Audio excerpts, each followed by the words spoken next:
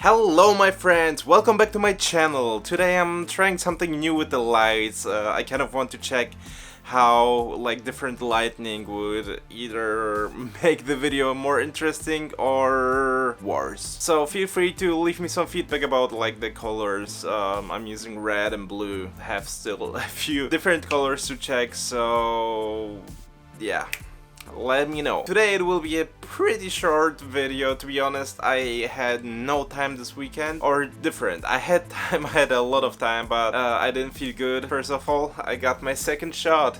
This is one of the reasons I didn't feel too good, and then we have rain and the pressure dropped a lot from last week, and I'm pretty weak if it comes to this, so I had huge headache. I've tried to record something, although it's not that good, so I'm just making this video pretty quick, and I want to upload this as soon as possible. I might start making those videos a bit more irregular because there is just a lot of things also going on in my personal life right now, and I want to try something new. I want to ask you to write me in the comments questions about life in Japan, about Japan in general, and I will try to answer all of them. So if you see it, if you have any questions, then put it into the comments. Let's make a Q&A. Today's topic is, I've been actually talking with a friend a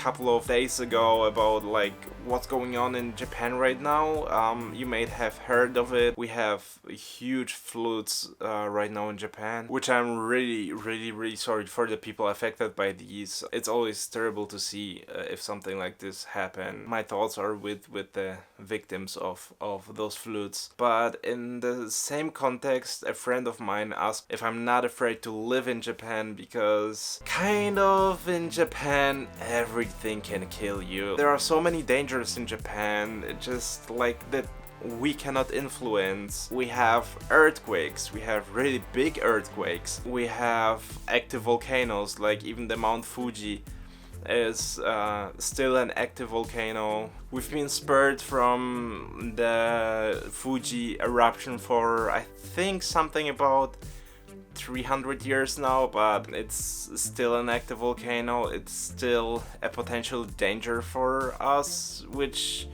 is even a kind of a mind that something such beautiful like the Mount Fuji, and this is for me Mount Fuji is one of the most beautiful volcanoes or just mountains in the world. It just has this perfect shape, and it's really mind-blowing that this beautiful thing is basically a killer, and it will destroy probably a lot of things once it erupts. Then we have the typhoons, which also are a potential danger every time hit us. We have tsunamis that can come from the sea. Basically, really from each side, Japan is under huge danger, and if Japan is under huge danger of any nature catastrophes, we are as well, people who live here. And this is a little bit difficult to explain how we feel. I've been talking with some people, but I'm gonna just basically concentrate on my own thoughts and feelings, because I don't want to talk for anyone. Living in Japan doesn't really mean that you are thinking about all of those things. Of course, if something happens, you are kind of concerned about what is happening right now, and you kind of have in mind that you might have to run basically every minute to save your life. Yeah, living in Japan, it's super difficult to explain actually, because it's not that we are thinking about all those catastrophes all the time, and that we are just waiting all the time for our phone to give a notification that something is happening and we run. It's absolutely not like this. We have our emergency boxes, emergency food and everything for the case that we are actually trapped in our houses, which is very possible once an earthquake strikes or a typhoon is just too strong, and there's a high possibility of electricity to fail, of transportation routes to be blocked by falling trees and so on. So we always have water and food for at least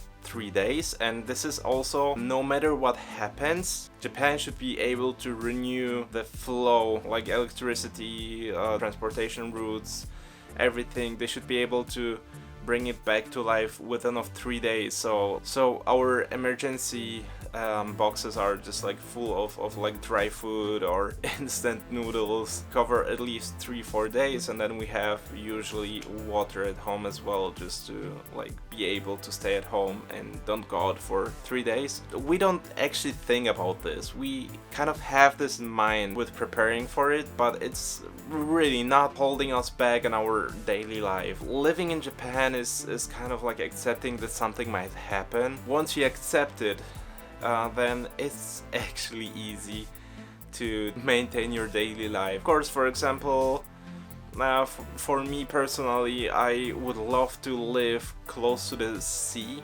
I'm a beach guy.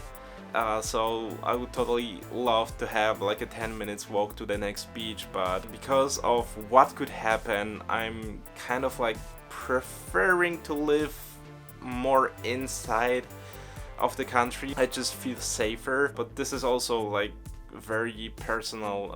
I know people that live in Kamakura, that live close to the beach, and they kind of don't care that much. But for most of the time, really, the potential natural catastrophes do not affect me personally at all. On one side, I kind of have enough trust into like the Japanese nation, because I mean they have been dealing with all of these things for hundreds, thousands of years. So for example, the buildings are built to shake with the earthquake, so even if we have a big earthquake, there's a pretty low possibility that the buildings will collapse. And I think also it's kind of like the shogunai mentality that we have here in Japan. Like shogunai is like, there's no other way, like what will happen basically. Because of this, like people just don't think too much about the possibility what will happen. It's just like live your life, and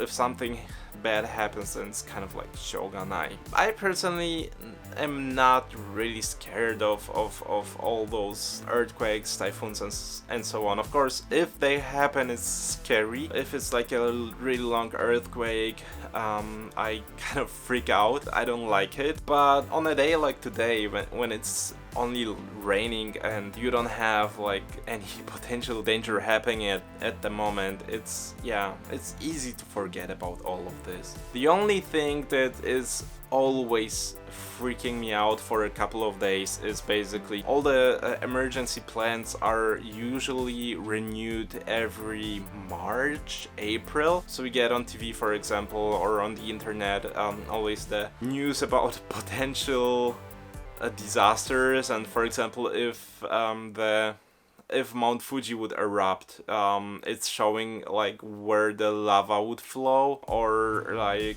if a tsunami happens, you can basically check how much in danger your own area is. You have like a map where it says like, okay, like here the water might get up to like 4 meters, but in this area it's most likely only staying like 1 meter or nothing at all. And this freaks me out because it's kind of showing what is possible, what may happen. It's kind of like on my mind only for the few days when actually all the media is talking about, but just few days when they find a new topic to talk about, it's like out of my mind as well. All in all, basically all the disasters that may happen, they're kind of on our mind, but yeah, in like the everyday life, we're not really thinking about it, and we are happy to be here. We are happy to enjoy our life in Tokyo, in Japan, and what will be will be. Of course, if something happens, just like heartbreaking to see. For example, as I said, right now the floods, I was like really heartbroken.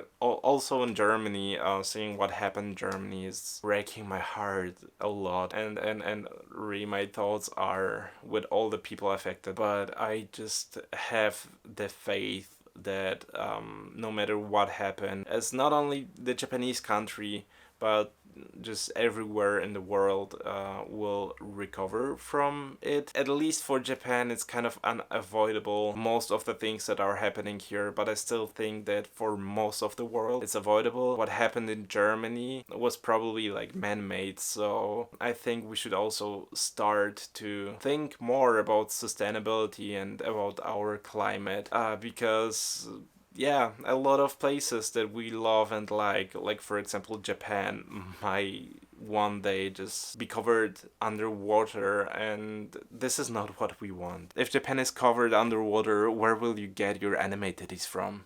Huh? I think that like we all should try to do something for the climate, do something to protect it. We still have time, as far as I understand, to make some changes reversible, but our time is running out. So you are just watching this right now and you never had an opportunity to think about our climate. I don't want to tell you what to do because I'm not an expert myself and I don't want to like make false accusations. I just want to motivate you to go online and search for articles related to the climate change. What I'm gonna end this video with, actually didn't plan to go that deep into the topic. Hope you liked it. If you did, then please leave me a like and comment under the video one more time. If you have any questions, I would love to make a Q&A, so please leave your questions under the video in the comments. I will be happy to answer them. And yeah, for now, thank you very much for watching, and じゃあね。